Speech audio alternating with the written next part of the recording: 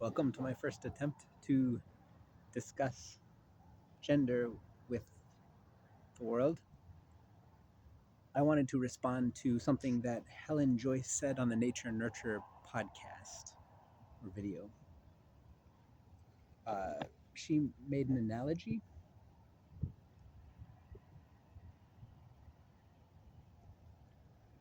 saying that neovagina, surgically constructed, uh, she was referring to when it happens in transgender women.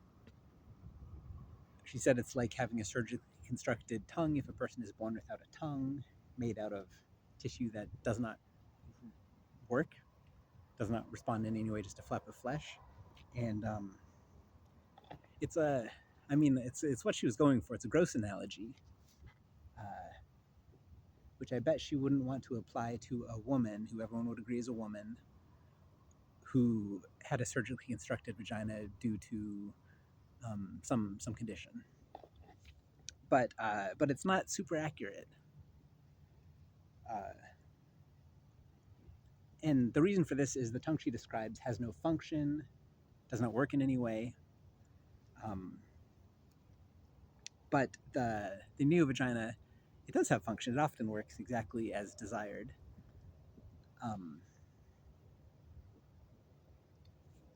like, yes, if you're gonna have sex with it, you might need lube, as do many women.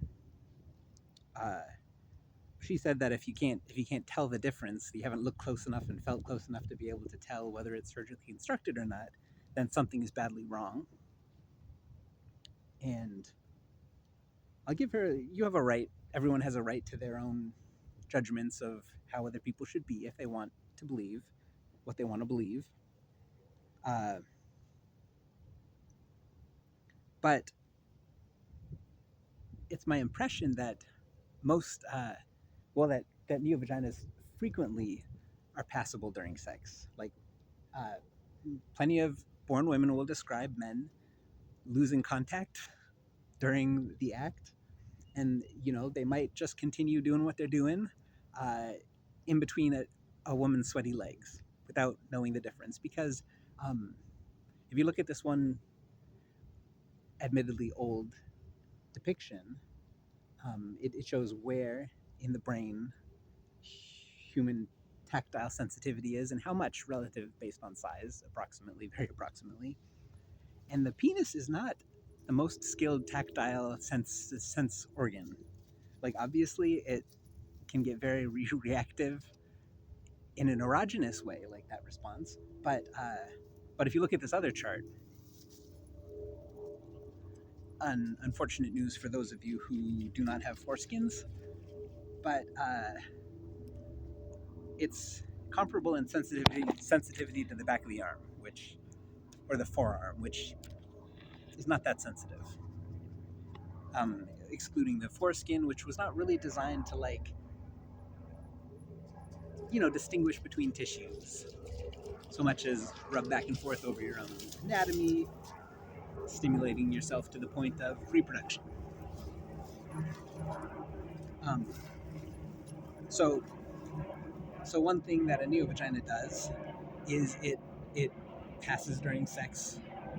I would say quite a bit more often than not. I've heard of one person once who put it in and was like, "Oh, this doesn't feel right." But that's by no means typical.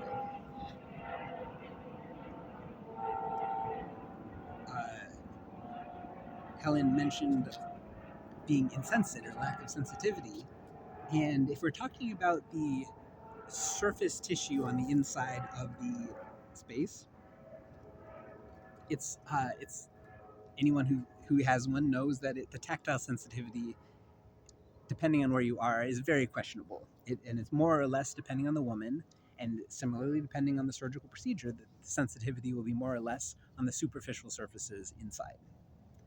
Everybody has sensitivity on the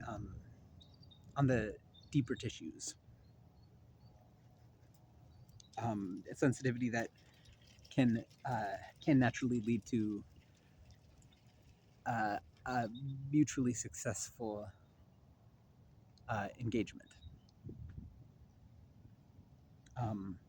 She also implied that it would be the neovagina is like dead in terms of motion, um, but that's also not true.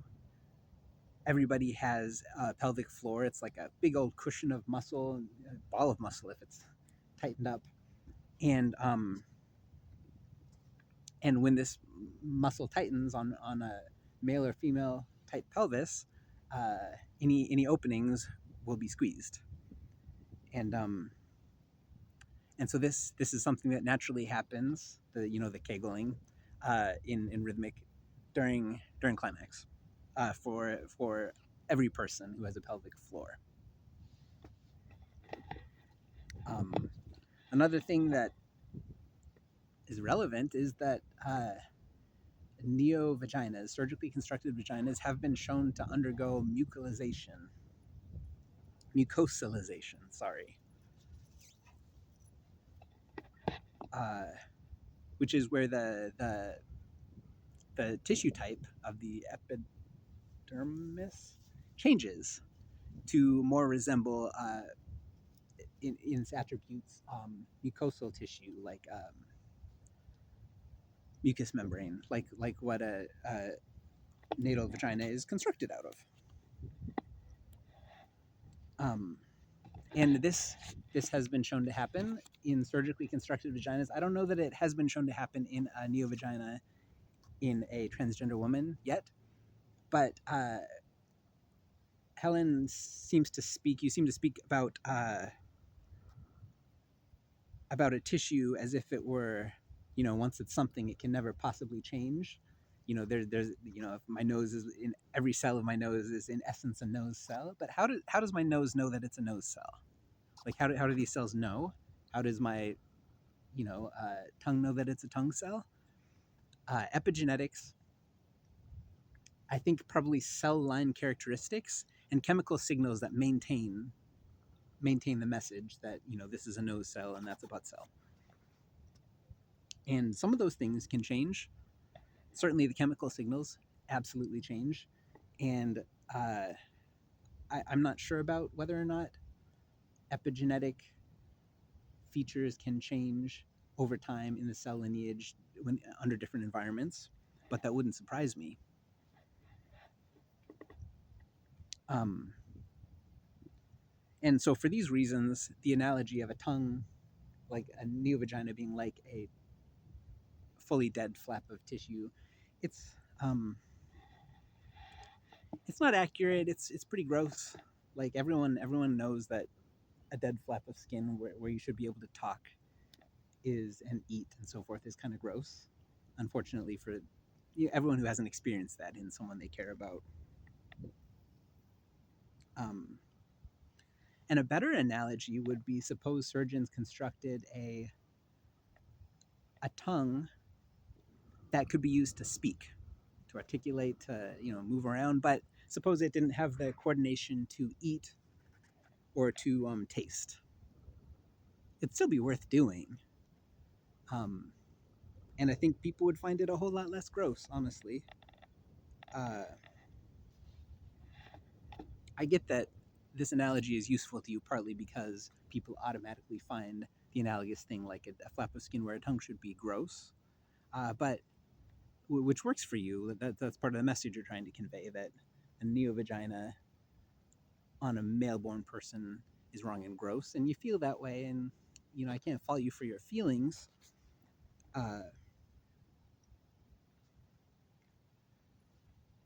but it's just not a solid analogy, given that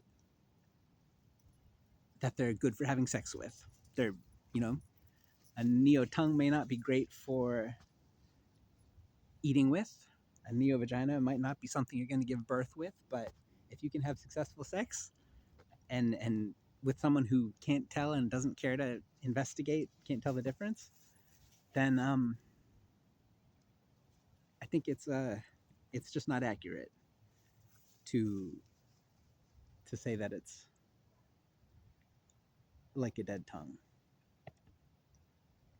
Um, and I got a question also about this. people have taken the extracellular tissue from a donor penis, the extracellular matrix, the cells that are not, or the scaffolding and the construction material that is not living cells. They've washed away the living cells and taken the scaffolding material and seeded it with stem cells from a patient who is lacking a penis, and grown the stem cells differentiated according to the signals around them, and the result was a penis. And the penis was able to impregnate another rabbit. It was done in rabbits. And this technology is under work for or in progress for the sake of the many men who have lost penises in battlefield situations. But what happens when this technology comes for vaginas? When a person has a vagina made out of vagina material, out of their own cells, that grew there and functions exactly as it should, will it still be gross? And of course, I believe you'll think, yes, it's gross and wrong because it's on a man.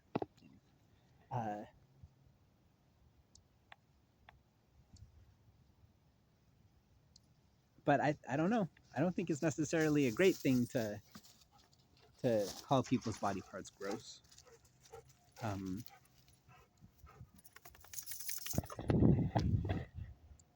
Tina, you're such a good dog. Okay, that's all I got for now.